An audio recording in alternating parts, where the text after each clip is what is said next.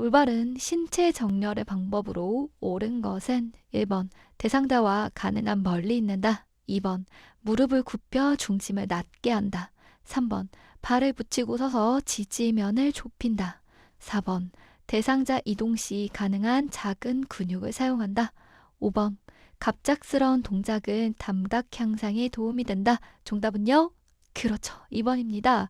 무릎을 굽혀서요, 중심을 낮게 하는 것. 이렇게 했을 때 우리가 보다 더 안정감 있더라 라는 거죠.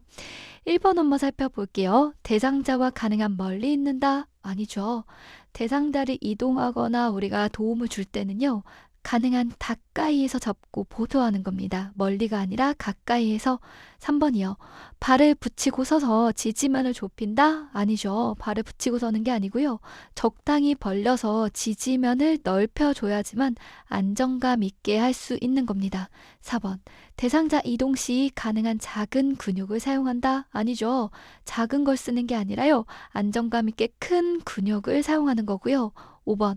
갑작스러운 동작은 맞아요? 아닙니다.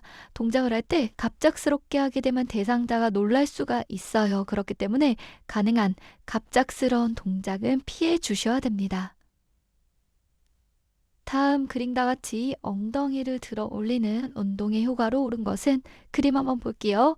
이런 식으로 엉덩이를 들어 올렸다 내렸다 하는 운동이 있는데요. 이런 걸 하게 되었을 때 어떤 효과를 볼 수 있을까요? 정답은요? 그렇죠. 3번입니다. 보행을 할 때도요, 신체에 안정감을 줄 수가 있습니다. 이렇게 엉덩이를 들어 올렸다 내렸다 하는 것들은 결국 하지라던가 엉덩이에서의 근육을 강화시켜 주는 데 도움을 줍니다. 그러다 보니까 휴대용 변기를 사용할 때도 그렇고요, 침대 위에서의 이동을 할 때도 그렇고요, 보행을 할 때에도 신체 안정에 도움이 될 수가 있습니다. 하지라던가 엉덩이에서의 근육을 강화시켜주는 운동이라고 생각하시면 되세요. 정답은 3번. 그 다음 볼게요. 대상자가 침대 아래쪽으로 내려 있을 때 위쪽으로 이동을 시키는 방법으로 옳은 것은 1번 허리 위로 침대를 올린다. 2번 침대 머리를 올린 상태에서 시행한다. 3번 협조할 수 있는 경우에는 침대 머리 쪽 난간을 잡게 하고 신호를 하여 같이 이동한다. 4번 협조할 수가 없다면 이동이 불가능하다. 5번 이동이 끝나면 침대 난간은 내려두어도 된다. 정답은요? 그렇죠. 3번입니다. 대상자가요, 협조가 가능한 상태입니다. 그랬을 때는요, 같이 하는 것이 훨씬 더 수월하게 진행이 될 텐데요. 일단은 침대 머리 쪽에 난간을 같이 잡게 합니다. 그런 다음에 신호를 하면서 이동하게 되는 것이죠. 하나, 둘, 셋 한번 힘을 주어서 이동을 하게 되면 우리가 보다 쉽게 대상자를 위쪽으로 이동시킬 수가 있습니다. 나머지 보기도 한번 볼게요. 허리 위로 침대를 올린다. 아니죠. 허리 위로 하게 되면 이동시키기 힘들거든요. 허리 높이 정도로 침대를 올려서 시행해 주시면 되는 거고요. 2번이요. 침대 머리를 올린 상태에서 시행 아니죠. 우리가 대상자를 이동시킬 때에는 침대를 수평으로 해야 됩니다. 그래야지만 쉽게 이동을 시킬 수가 있더라. 4번이요. 협조할 수 없다면 이동이 불가능한가요? 아니죠. 이동 가능합니다. 다만 혼자서 하긴 어렵고요. 침대 양쪽에 한 사람씩 마주 서서 시행을 해주시면 됩니다. 5번이요. 이동이 끝나면 침대 난간을 내려두어도 된다? 안 됩니다. 난간을 내려두게 되면 낙상, 떨어질 위험이 있는 것이지요. 이동이 끝났으면요, 무조건 침대 난간은 다 올려주셔야 되는 거고요.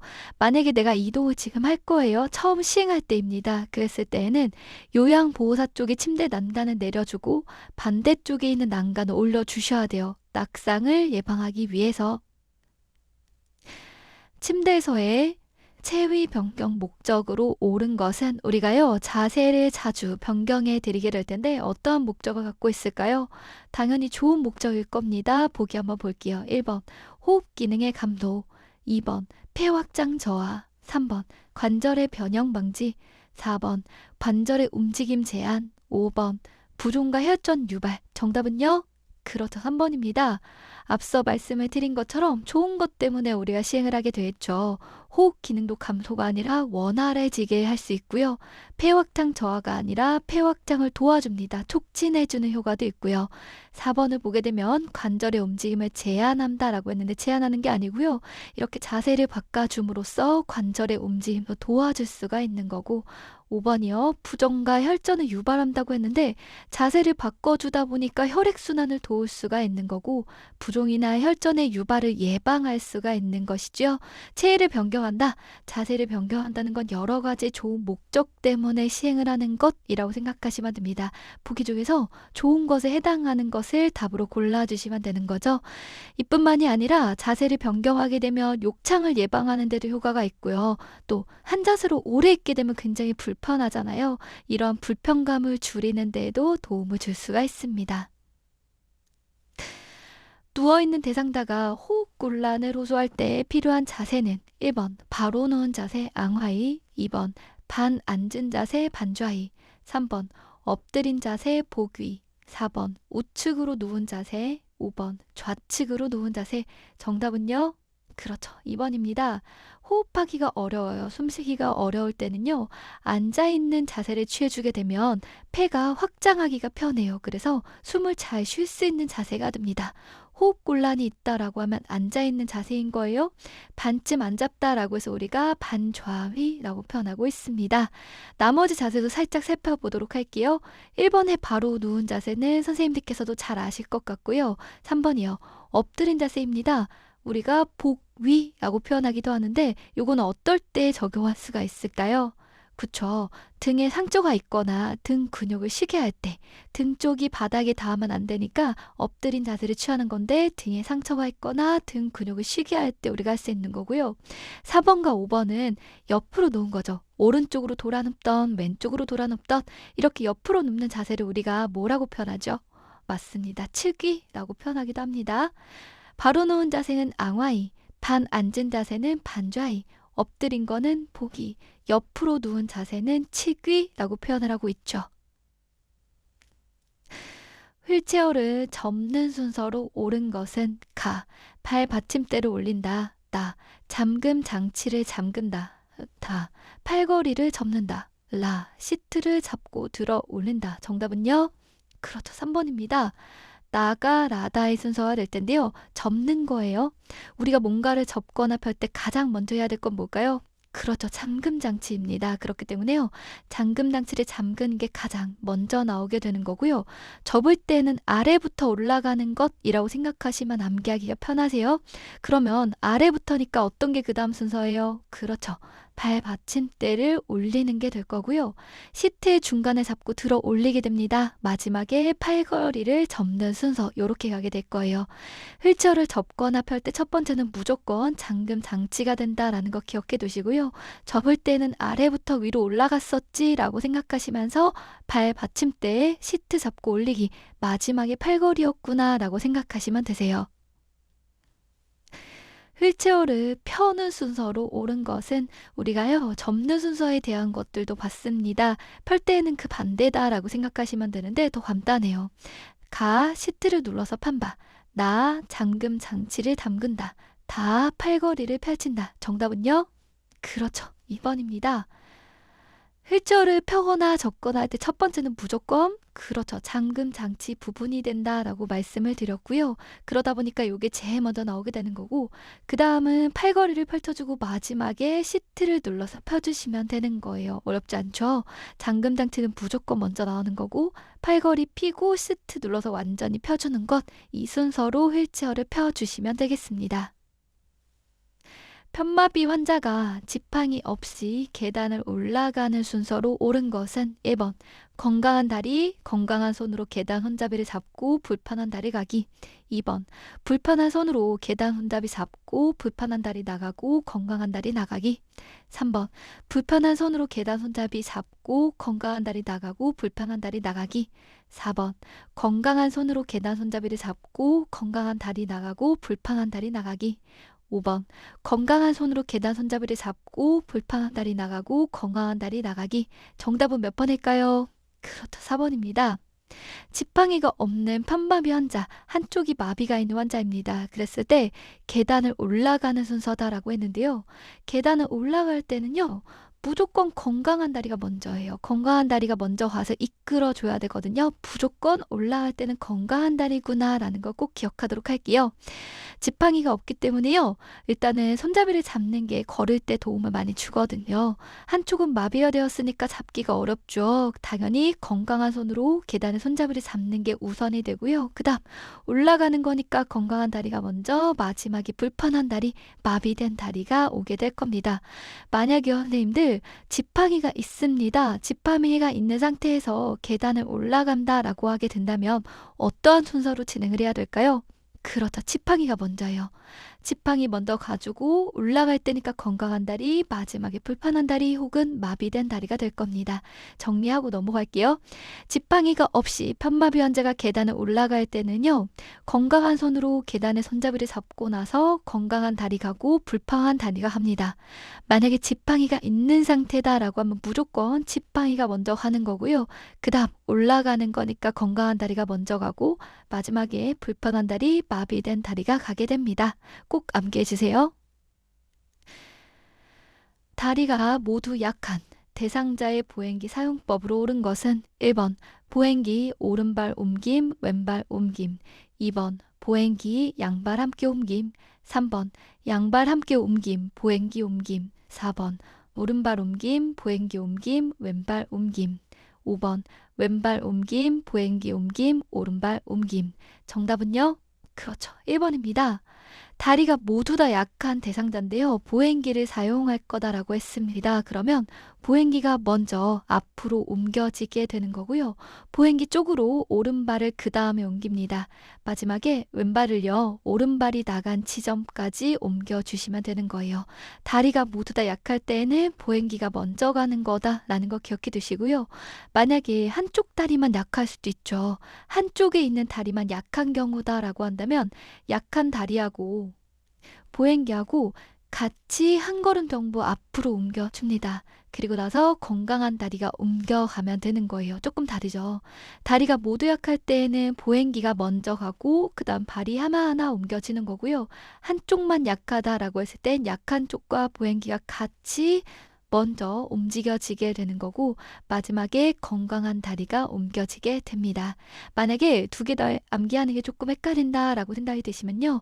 일단 이 문제에서는 요것만 정확하게 암기하고 넘어가 주시고요. 다른 문제에서 제가 한 번 더 말씀드리겠습니다. 복지용구 중 대여 품목에 해당하는 것은 1번 이동변기, 2번 성인용 보행기, 3번 간이변기, 4번 욕창 예방 방석, 5번 수동 휠체어. 정답은요? 그렇죠. 5번입니다. 수동 휠체어는요. 대여할 수 있는 품목에 해당이 되고요. 1번, 2번, 3번, 4번 이것들은 모두 다 구입 품목에 해당이 됩니다. 암기하고 넘어가도록 할게요. 여러 가지 품목들이 있겠지만 우리가 적어도 이 문제에 나온 것만큼은 이번에 확실하게 암기하고 넘어가도록 할게요. 대여 품목에는 뭐가 있다고요? 그렇죠. 수동 휠체어가 있고요. 이외에도 5가지가 더 있습니다.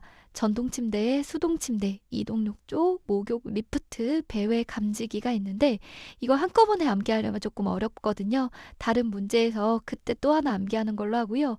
이번에는 수동 휠체어가 대여 품목이구나 라는 거 정확하게 알아두시면 될 것 같고 보기 1번, 2번, 3번, 4번에 나오는 것들은 구입 품목에 해당되는 제품들입니다.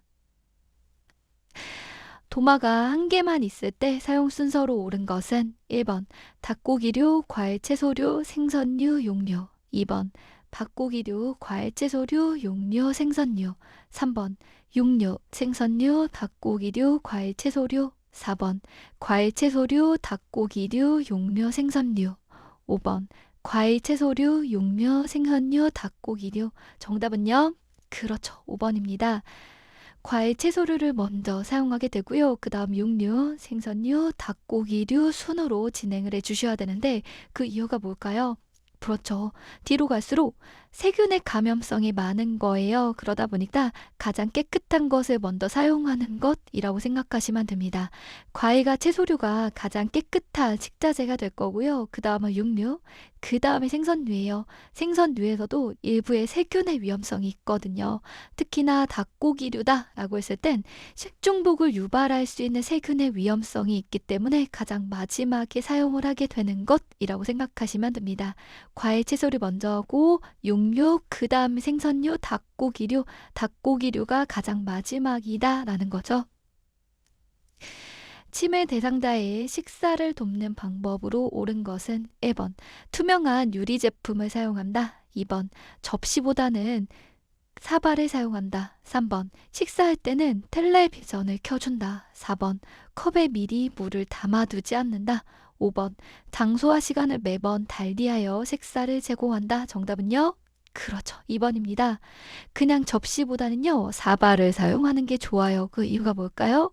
그렇죠. 흘리는 걸 덜 흘리게 할 수가 있거든요. 그러다 보니까 접시보다는 사발을 사용하도록 하는 거고요.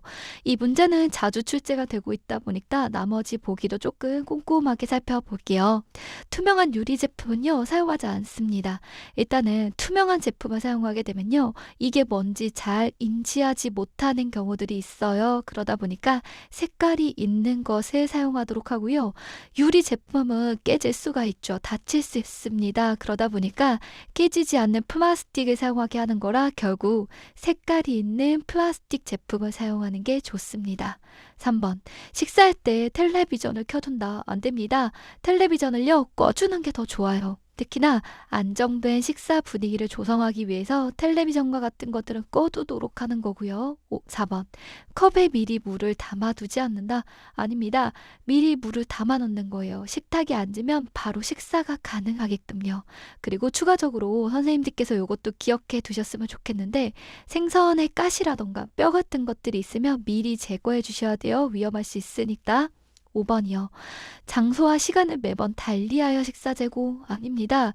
특히나 우리가 치매 대상자다라고 했을 때 규칙적으로 원래 하던 것들을 하는 게 굉장히 중요해요. 그랬을 때 안정감을 느낄 수가 있거든요. 그러다 보니까 매번 다르게 하는 게 아니고요. 같은 장소, 같은 시간, 같은 식사 도구로 제공하는 게 도움이 됩니다. 여러 가지 내용들이 나왔죠. 이 문제는 자주 출제가 되니까 꼼꼼하게 봐주셨으면 좋겠어요. 그 다음 가볼게요. 치매 대상자의 파괴적 행동의 특징으로 옳은 것은 1번, 난폭한 행동이 자주 일어난다. 2번, 난폭한 행동이 오래 지속된다. 3번, 에너지가 소모되어도 파괴적 행동을 멈추지 않는다. 4번, 질병이 한참 진행이 되면 나타난다. 5번, 보통 수개월 내에 사라진다. 정답은요? 그렇죠. 5번입니다. 이러한 파괴적인 행동을 보일 때가 있는데요. 수개월 정도 안에 보통은 사라지게 됩니다. 나머지 특징도 한번 살펴보도록 할 건데 1번이요. 난폭한 행동이 자주 일어난다? 아니요. 자주 일어나는 건 아니에요. 그리고 오래 지속된다? 아닙니다. 오래 지속되지 않고요. 보통 수개월 내에 사라지게 될 거고, 또 행동이 있다 하더라도요. 에너지가 소모가 되면 그러한 행동들을 멈추지 않는다가 아니라 멈추게 됩니다. 4번이요. 질병이 한참 진행되면 나타나는 게 아니고요.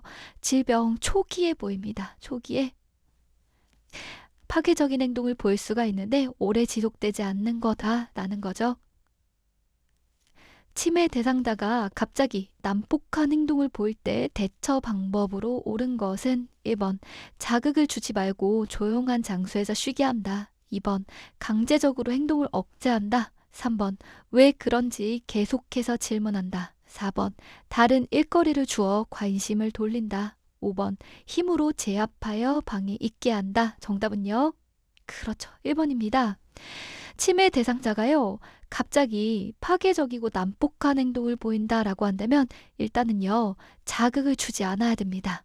그리고 조용한 장소에서 쉴 수 있도록 하는 게 필요하게 됩니다.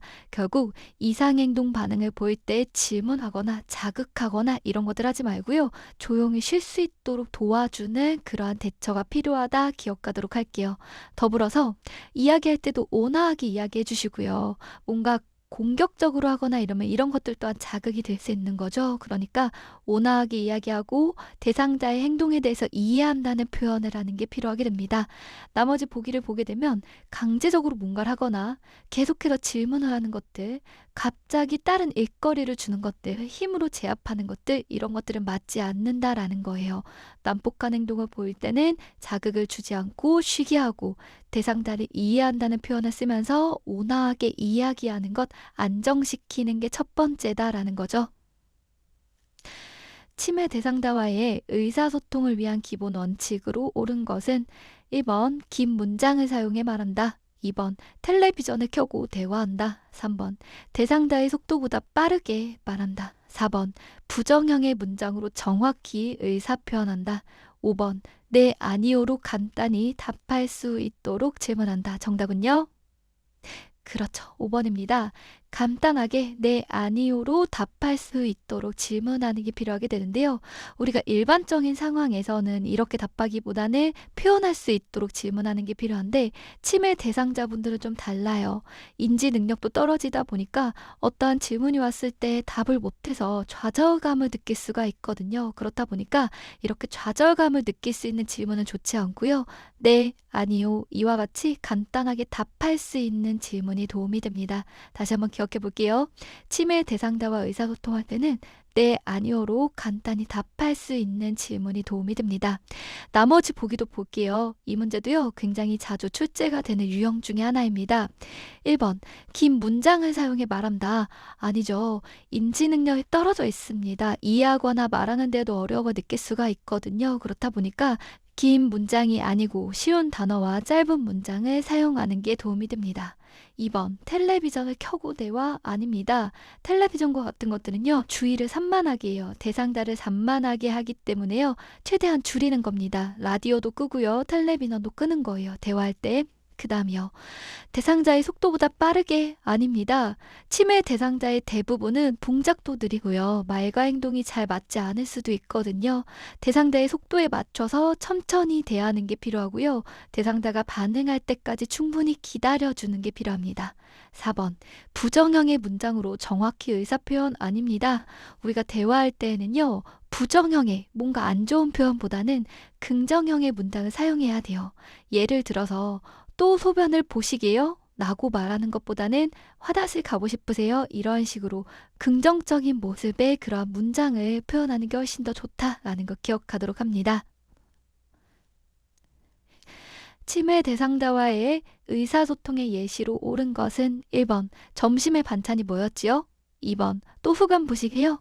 3번, 식사하신 후에 양치질 하시고 외출해요? 4번, 보청기 하셔서 잘 들리세요? 5번, 좀 이따 10시에는 주무세요. 정답은요? 그렇죠. 4번입니다. 보청기 하셔서 잘 들리세요? 라고 우리가 의사소통을 할 수가 있는데 그렇게 되었을 때 네, 아니요로 답할 수가 있죠. 간단한 질문이 될 겁니다.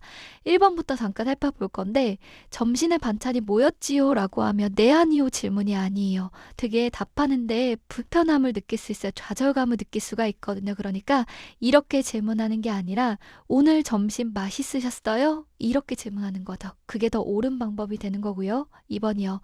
또 소변 보시게요? 라고 하는 게 아니라 이런 것들은 뭔가 부정적인 느낌을 갖고 있죠. 그게 아니라 화장실 가고 싶으세요? 라고 긍정형의 문장으로 말하는 게 필요하게 되고요. 3번이요. 식사하신 후에 양치질 하시고 외출해요. 이렇게 여러 가지를 한꺼번에 말하면 이해하는 데 어려움이 있을 수 있습니다. 그러다 보니까 한 번에 한 가지씩 차례대로 얘기하는 게 필요해요. 식사하세요. 양치질 하세요. 외출해요. 이런 식으로 끊어가지고 하나하나 말씀드리는 게 필요하고요. 5번이요. 좀 이따 10시에 주무세요. 이렇게 표현하는 게 아니고요. 현재 시간, 현재 상황을 알려주는 게 매우 중요합니다.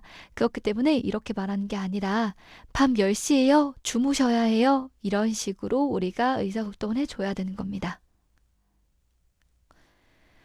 사전 연명 의료 의향서에 대한 설명으로 옳은 것은 1번, 등록 이후에는 내용을 변경할 수 없다. 2번, 등록하였다 해도 혈액투석은 시행할 수 있다. 3번, 연령에 상관없이 작성할 수 있다. 4번, 대상자 본인이 직접 작성해야 한다. 5번, 작성자가 임종 과정이 되었을 때 추가 확인 없이 바로 반영이 된다. 정답은요? 그렇죠. 4번입니다.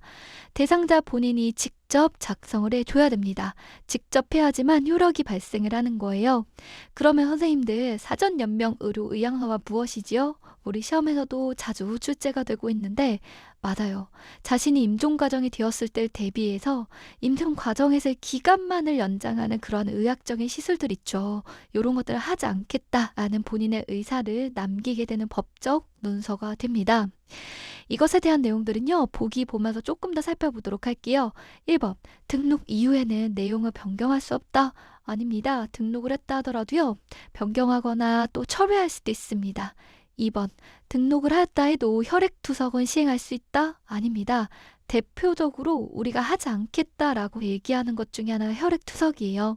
앞서 말씀을 드린 것처럼 임종 과정의 기간만을 연장하게 되는 그런 의학적 시술을 하지 않으려고 작성을 하게 되는 거잖아요. 어떤 게 포함이 되냐면 심폐소생술, 인공호흡기, 혈액투석, 항암제, 이와 같은 치료들이 해당이 되는 거고 이런 걸 하지 않겠다라는 의미로 우리가 작성을 하게 되는 것이죠. 그러니까 혈액투성을 시행하지 않게 되는 거고요. 3번, 연령에 상관없이 작성할 수가 있다. 아닙니다. 연령이 정해져 있죠. 19세 이상의 성인일 때 등록을 할 수 있고요. 누구나 등록 가능합니다. 대신 연령이 19세 이상입니다. 5번이요. 작성자가 임종 과정이 되었을 때 추가 확인 없이 바로 반영이 아니고요. 근데 실제로 작성자가 임종 과정에 들어섰습니다. 그러면요. 의사 능력이 있는 상태라면 담당 의사는 작성된 내용을 다시 한번 작성자에게 확인하는 거예요. 이렇게 원하는 거 맞는지 그런 다음에 진행을 하게 된다라고 봐주시면 되겠네요. 자동 심장 충격기 사용을 할 때 몇 분마다 심장 리듬을 분석하는가? 1번 1분, 2번 2분, 3번 3분, 4번 5분, 5번 7분. 정답은요? 그렇죠. 2분입니다. 요거는요, 단순하게 암기해 두셔야 되는 거예요. 우리가 자동 심장 충격기를 사용할 수가 있을 텐데, 그때 자동으로 심장 리듬을 분석하죠. 그 기계에서. 그랬을 때 기간은요, 2분이 됩니다. 2분마다. 대상자가 갑자기 경련을 할 때 응급처치로 옳은 것은 1번 고개를 옆으로 돌려준다. 2번 양팔을 억제한다. 3번 입에 서랍자를 넣어 기도를 확보한다. 4번 물을 마실 수 있게 돕는다. 5번 얼음 주머니를 겨드랑이 사이에 대준다. 정답은요? 그렇죠. 1번입니다. 경련을 보입니다. 발작의 증상이 있습니다. 그랬을 때 가장 중요한 건요. 일단 숨을 쉴 수 있게 해주는 거예요. 질식을 예방하기 위해서 고개를 옆으로 돌려주는 겁니다. 입에서 뭔가 침과 같은 것들이 나왔을 때 돌려줘야지만 이렇게 옆으로 흘러나갈 수가 있죠. 그대로 놓게 되면 침과 같은 것들 때문에 숨을 못 쉴 수 있거든요. 그러니까 꼭 고개를 옆으로 돌려줘서 질식하지 않도록 도와주는 게 제일 중요하다 기억하도록 합니다. 경련이 있을 때 숨을 잘 쉴 수 있도록 도와주는 게 필요하다. 고개를 옆으로 돌려줘야 된다. 나머지 내용도 살펴볼 건데요. 양팔을 억제한다. 억제하면 안 돼요. 경련하고 있는 대상자가 있을 때 억제하거나 뭔가를 우리가 강압적으로 하게 되면 이게 오히려 자극이 되어서 경련을 더 심각하게 유발시킬 수가 있습니다. 억제하거나 강압적으로 뭘 하거나 이런 거는 절대 하면 안 된다라고 봐주시면 되고요. 3번이요. 입에 서랍자를 넣어 기도를 확보한다. 이것도 마찬가지예요. 서랍자 같은 거 넣으면 절대 안 돼요. 이때는요. 내가 뭔가 조절할 수 있는 움직임이 아니다 보니까 뭔가를 입안에 넣거나 양팔을 억제하거나 이런 거 자체가 오히려 증상을 악화시킵니다. 4번 물을 마실 수 있게 돕는다. 안 됩니다. 경련 중에는요. 이런 것들 잘못 마시게 되면 기도로 넘어가요. 흡인이 됩니다. 그렇게 되면 숨 못 쉴 수 있거든요. 상황이 종료될 때까지 절대 뭐 먹으면 안 된다. 물 안 된다. 5번 얼음 주머니를 겨드랑이 사이에 대준다. 요거는 해당 사항이 없는 보기가 되는 것이죠. 이 위에는 여러 가지 내용들을 우리가 살펴봤으니까 다시 한번 기억해 두시고 경련이 있는 대상자라면 일단은 숨을 잘 쉬게 해주는 게 제일 중요한 거다라는 거 기억하시면서 고개를 옆으로 돌려줘야 되는구나까지 연결시켜 두세요. 왼쪽 편마비 대상자의 식사를 돕는 방법으로 옳은 것은 이와 같은 문제는 자주 출제가 되고 있으니까요. 별표까지 찌면서 문제 한번 보도록 합니다. 왼쪽에 한쪽 마비가 있다라고 합니다. 보기 한번 볼게요. 1번 건강한 쪽을 밑으로 가게 하여 약간 옆으로 누운 자세를 취한다. 2번 식사 중에는 상체를 낮춘다. 3번 왼쪽을 보게 하여 식사를 제공한다. 4번 숟가락은 왼쪽에 쥐어준다. 5번 음식을 한꺼번에 많이 넣어준다. 정답은 그렇죠. 1번이에요. 건강한 쪽을 밑으로 가게 해서 약간 옆으로 누운 자세를 취하게 하고요. 이 상태에서 식사를 제공하게 됩니다. 여기서의 포인트는 건강한 쪽이 아래로 가는 거예요. 건강한 쪽을 밑으로 별표까지. 아픈 쪽, 마비가 된 쪽이 밑으로 가게 되면 자극을 받게 되죠. 압박을 받게 됩니다. 그렇기 때문에 옳지가 않고요. 건강한 쪽을 밑으로 가게 하는 약간 옆으로 누운 자세가 적절하게 됩니다. 또 한 가지 기억하실 게 필요한데요. 2번이요. 식사 중에는 상체를 낮춘다. 낮출까요? 아니죠. 살에 들리지 않도록 상체를 올려주는 자세가 필요하게 되는데 이것도 꼭 기억하도록 할게요. 식사할 때는 사례가 들리지 않도록 상체를 올려주게 된다.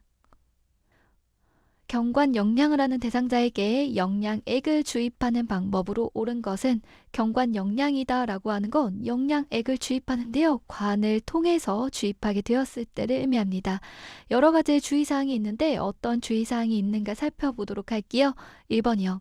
영양액은 차갑게 보관하여 제공한다. 아닙니다. 우리가 영양액을 제공할 거다라고 했을 땐 차갑게 하는 게 아니고요. 체온 정도의 온도로 제공해라 라고 얘기하고 있죠. 너무 뜨겁거나 차갑지 않게 체온 정도로 적정한 온도에서 제공을 해야 됩니다. 2번, 영양액을 주입하는 동안 대상자를 눕힐까요? 아니죠. 영양액을 주입할 때 가장 중요한 건 뭐냐면 사례에 들리지 않도록 하는 겁니다. 그렇다 보니까 주입할 때에는 대상자를 앉힐 수 있다면 앉히는 게 필요하게 되는 거고요. 앉기가 어려워요. 그랬을 땐 어떻게 해야 될까요?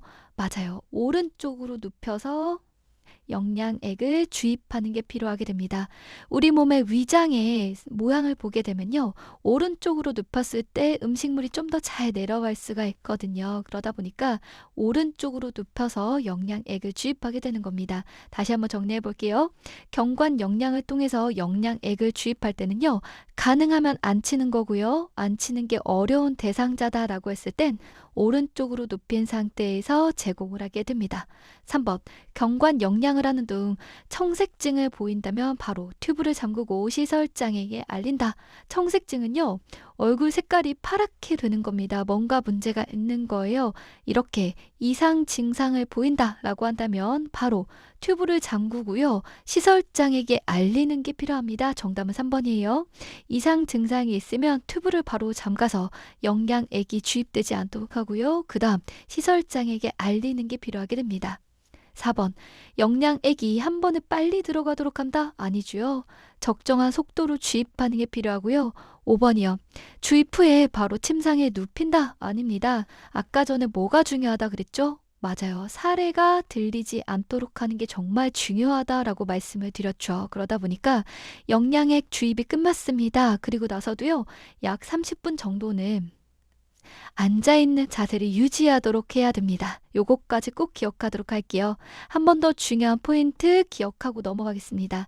경관 영양을 할 때는요. 사례가 들리지 않도록 하는 게 너무 중요합니다. 그렇다 보니까 영양액을 주입할 때에도요. 앉은 자세를 취하게 한다.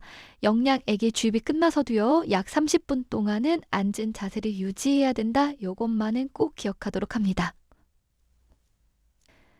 대상자의 약 복용을 돕는 방법으로 옳은 것은 1번, 알약은 약병의 뚜껑에 덜어낸 후 손으로 옮긴다. 맞습니다. 정답은 1번인데요.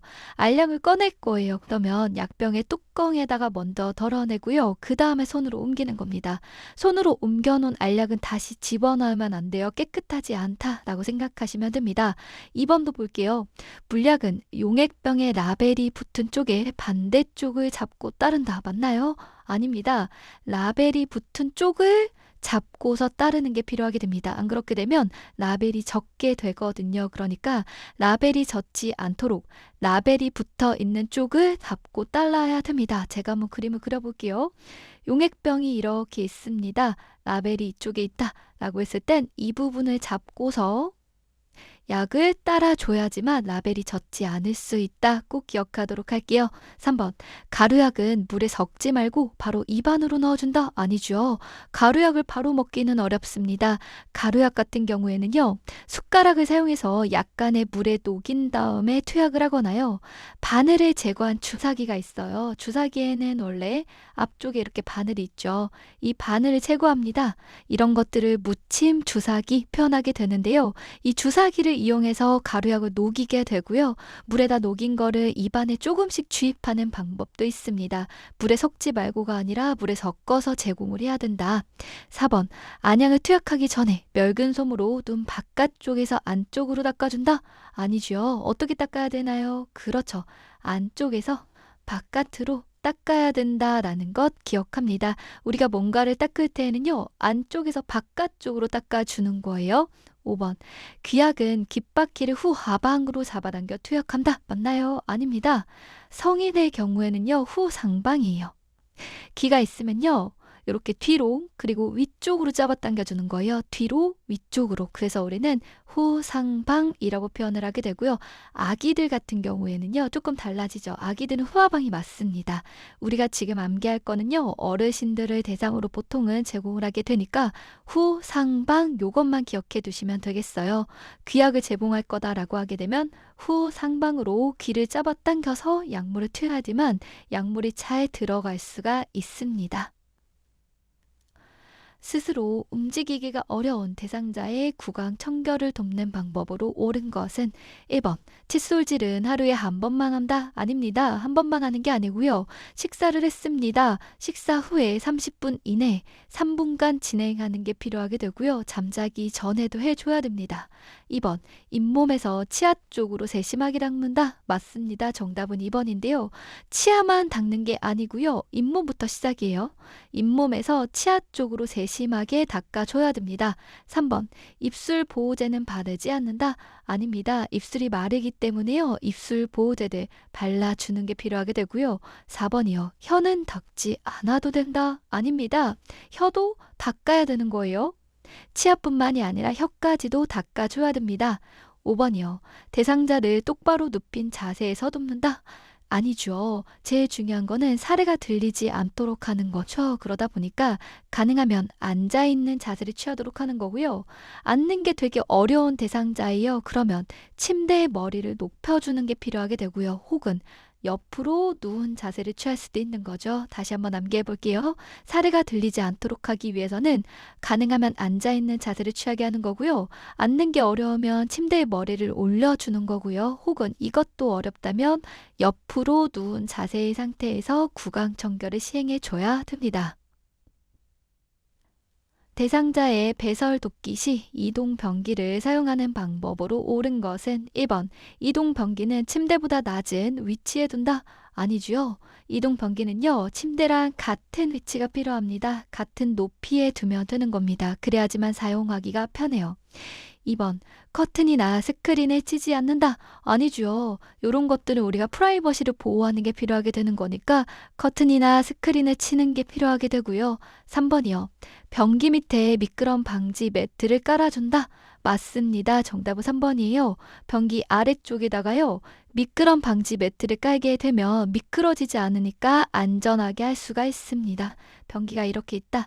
나가면 이 아래쪽에다가 미끄럼 방지 매트를 깔아서 안전하게 볼 수 있도록 해야 된다. 기억하도록 하고요. 4번이요. 배설 중에는 아무것도 덮지 않게 된다? 아니죠. 뭔가를 덮어줘야 됩니다. 안 그러면 좀 불편감을 느낄 수도 있잖아요. 가능하면 하반신에다가 수건이라던가 무릎 덮개와 같은 것들을 덮어둬서 최대한 프라이버시를 존중해 드리는 게 필요하게 되고요. 5번이요. 이동 방편에 있는 배설물은 모았다가 치운다? 아니죠. 이동 변기 내에 있는 배설물은 즉시 처리하고 환기하는 게 필요하게 됩니다. 기저귀를 사용하는 대상자를 돕는 방법으로 옳은 것은 1번. 기저귀가 젖으면 즉시 교체한다. 맞습니다. 정답은 바로 1번이 되는데요. 즉시 교체해줘야지만 피부의 습기를 줄일 수가 있고요. 또 대상자가 마음이 상하거나 부끄럽지 않게 해줄 수가 있죠. 대상자의 불편감을 덜어줄 수가 있기 때문에 즉시 교체해줘야 됩니다. 나머지도 볼게요. 2번. 기저귀 교체 후 파우더를 발라준다. 파우더는 아니에요. 화학물질이기 때문에 오히려 피부를 자극하거나 땀구멍을 막을 수 있기 때문에 사용하지 않습니다. 3번. 대상자가 몇 번 실금을 하였다면 바로 기저귀를 사용한다? 아닙니다.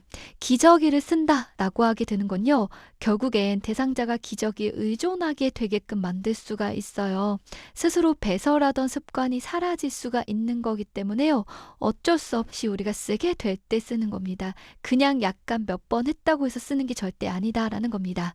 실금이 너무나 많은 거예요. 빈번하기 때문에 우리가 어떻게 조치하기가 어려울 때 결국 정말 부득이한 경우에만 기저귀를 사용하고 있습니다. 식음이라고 하는 건 조절할 수 없게 소변이라던가 대변이 나오는 것을 얘기하게 되죠. 4번. 젖은 수건으로 물기를 닦아 말린다. 젖은 걸로 하는 게 아니고요. 마른 수건으로 물기를 닦아주고 완전히 말려주는 게 필요하게 될 거고요. 5번. 회음부는 뒤에서 앞으로 닦는다. 아니죠. 어떻게 닦아야 돼요? 그렇죠. 앞에서 뒤로. 꼭 앞에서 뒤로 닦아줘야 됩니다. 뒤쪽엔 항문이 있죠. 그러다 보니까 거기에는 균들이 있을 수 있어서 앞에서 뒤로 닦아줘야 된다. 기억하도록 할게요. 유치 도뇨관을 사용하는 대상자를 돕는 방법으로 옳은 것은 도뇨관은 소변줄을 의미하게 되고요. 소변줄을 계속해서 갖고 있을 때, 유지하고 있을 때 유치 도뇨관이라고 표현합니다. 2번. 소변량과 색깔을 하루에 한 번 확인한다. 아니지요. 하루에 한 번이 아니고요. 2-3시간마다 소변량과 색깔을 확인해야 되는 거고 2번. 소변 주머니는 침대보다 높게 위치시킨다. 아니죠. 낮게 위치시키는 게 필요하게 됩니다. 우리는 소변줄을요, 방광에 삽입을 하게 되는데요. 이 방광에 있던 것들이 소변 주머니로 모이게 되는 거예요. 소변 주머니에 모인 것을 우리는 비워주게 될 겁니다. 그랬을 때 삽입될 위치보다 낮아야지만 중력에 의해서 잘 배출이 될 수 있는 거고요. 만약 요거보다 높은 쪽에 있다라고 한다면 그렇죠. 배출이 잘 되지 않게 됩니다. 소변줄에 있던 소변들이 그대로 다시 역류할 수가 있거든요. 그러면 그럴 때 감염의 위험이 생기는 거라서 항상 소변 주머니는요. 삽입된 위치보다 낮은 쪽에 있어야 되는 건데 삽입된 게 방광이다 보니까요. 보통 우리가 표현할 때는 침대보다 낮게 위치시킨다라고 얘기하고 있습니다. 다시 한번 정리해 볼게요. 소변 주머니는 항상 아래쪽에 위치해 있어야 되는 거예요. 위쪽에 있으면 절대 안 된다. 방광보다 낮게, 침대보다 낮게 아래쪽에 있어야 된다. 3번. 도뇨관이 꺾이거나 눌리지 않도록 한다. 정답이죠. 이런 부분들이요. 꺾이거나 눌려있게 되면 제대로 소변이 바깥으로 배출이 되지 않을 거니까 눌리지 않도록 잘 봐주시는 게 필요하게 됩니다. 4번. 유치 도뇨관에 삽입하면 움직임을 줄여야 한다고 알린다. 아니지요. 유치 도뇨관에 삽입하고 있어도요. 침대에서 자유롭게 움직일 수가 있고 보행도 할 수 있습니다. 전혀 문제가 없다. 5번. 수분 섭취를 가능한 제한한다. 아니죠. 먹는 거는 상관없습니다. 특히나 수분 섭취도 충분히 잘할 수 있도록 권장하는 게 필요하게 됩니다. 정답은 3번이었고 유치 도뇨관과 관련된 문제들도 자주 출제가 되고 있기 때문에 선생님들께서 꼭 기억하는 게 필요한데요. 가장 중요한 건 뭐냐? 소변 주머니는 어디에? 그렇죠. 아래쪽에 위치해야 된다. 꼭 기억해 두시고요. 또 수분 섭취를 제한하는 거 아닙니다. 충분히 잘 드시도록 하는 게 필요하게 된다. 대상자가 옷을 벗고 몸에 물을 적시는 순서로 옳은 것은 옷을 벗고서요 목욕을 할 겁니다. 몸에 물을 적시는 순서가 정해져 있는데 이것도 꼭 기억을 해주셔야 됩니다. 정답은 1번이고요. 발부터 먼저 하는 거예요. 물을 적신다라고 하게 되면 우리 몸이 놀라면 안 돼요. 우리 몸이 천천히 물에 적응할 수 있는 시간이 필요하거든요. 그러다 보니까 중심부에서 먼 쪽부터 먼저 물을 적시는 겁니다. 그래서 발, 그 다음 다리, 그 다음 팔이 되는 거고요. 몸통은 좀 그 다음이 되는 거예요. 마지막에는 가장 중요하고 민감한 부분을 하게 됩니다. 그래서 회음부가 오는 겁니다. 다시 한번 암기해 볼게요. 우리 몸의 중심부에서 가장 먼 쪽부터 먼저 물에 적신다. 그래서 발이 되는 거고요. 그 다음 다리가 될 겁니다. 그 다음 팔이 될 거고요. 몸통이 될 거고 가장 중요한 부분은 마지막에 물에 적시도록 한다. 다시 한번 기억하도록 하겠습니다. 편마비 대상자를 침대에서 휠체어로 이동을 시킬 때 휠체어의 위치로 적절한 것은 이것도요 꼭 기억을 해 두셔야 되는 건데 별표까지 한번 쳐 볼게요. 편마비 대상자가 있고요. 침대에서 휠체어로 이동을 시킬 겁니다. 그랬을 때 휠체어는 어디에다 두어야 되는 걸까요? 그렇죠. 정답은 1번. 대상자의 건강한 쪽에 휠체어를 비스듬히 놓는다. 이 문제에서의 포인트는 어느 쪽이래요? 그렇죠. 건강한 쪽입니다. 마비된 쪽에 놓는 게 아니고요. 휠체어는 건강한 쪽에다가 놔줘야 된다. 요거를 꼭 기억해 두셔야 됩니다.